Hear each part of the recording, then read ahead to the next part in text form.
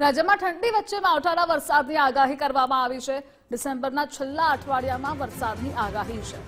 હવામાન નિષ્ણાત પરેશ ગોસ્વામીની માવઠાની આગાહી છે। રાજ્યના મોટા ભાગના જિલ્લા માવઠાથી પ્રભાવિત થશે। 25 થી 27 ડિસેમ્બરે રાજ્યમાં માવઠાની આગાહી કરવામાં આવી છે। તો ગાંધીનગર, અમદાવાદમાં છૂટાછવાયા ઝાપટાની શક્યતા છે। મહેસાણા અને પાટણમાં માવઠાના વરસાદની શક્યતા છે। અરવલ્લી, બનાસકાંઠા અને સાબરકાંઠામાં પણ માવઠાની આગાહી વ્યક્ત કરાઈ છે।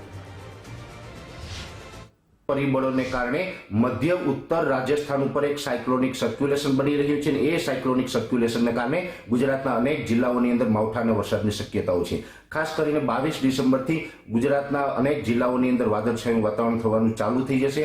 વાદળોથી છે ગુજરાત ઘેરાઈ જશે અને આ ધીમે ધીમે વાદળો ઘેરાતા જશે એટલે 25, 26 અને 27 ડિસેમ્બર એ 3 દિવસ એવા હશે કે રાજ્યના અનેક જિલ્લામાં માવઠાના વરસાદ પડે તેવી શક્યતાઓ છે। જેમાં સૌથી વધારે તીવ્રતાની આશંકા છે એ છે રાજસ્થાન બોર્ડર લાગુ વિસ્તારો, જેમાં સાબરકાંઠા, બનાસકાંઠા અને અરવલ્લી જેવા વિસ્તારો છે તેમાં માવઠાની તીવ્રતા વધારે રહેશે। આમ જોવા જઈએ તો જે ઉત્તર ગુજરાતના તમામ ભાગો છે, જેમાં મહેસાણા હોય, પાટણ હોય, સાબરકાંઠા હોય કે બનાસકાંઠા હોય, ચારે ચાર જિલ્લાની અંદર માવઠાના વરસાદો થાય તેવી શક્યતાઓ છે। અરવલ્લી, મહીસાગર, દાહોદ અને ગોધરા આ જિલ્લા છે એમાં પણ હળવાથી સામાન્ય અને અમુક જગ્યાએ ભારે ઝાપટાઓ પડે તેવી શક્યતાઓ માની રહ્યા છે। ગાંધીનગર, અમદાવાદની અંદર બહુ ભારે ઝાપટા પડે તેવી શક્યતાઓ નથી, પણ છૂટાછવાયા ઝાપટાઓ અને છાટાછૂટી ચાલુ રહે તેવી શક્યતાઓ માનીને ચાલવાનું છે। એ સાથે દક્ષિણ ગુજરાતની વાત કરવા જઈએ તો દક્ષિણ ગુજરાતની અંદર વલસાડ, ડાંગ અને નવસારી આસપાસના અનેક વિસ્તારો એવા હશે કે ત્યાં હળવાથી સામાન્ય વરસાદી ઝાપટાઓ પડે તેવી શક્યતાઓ છે।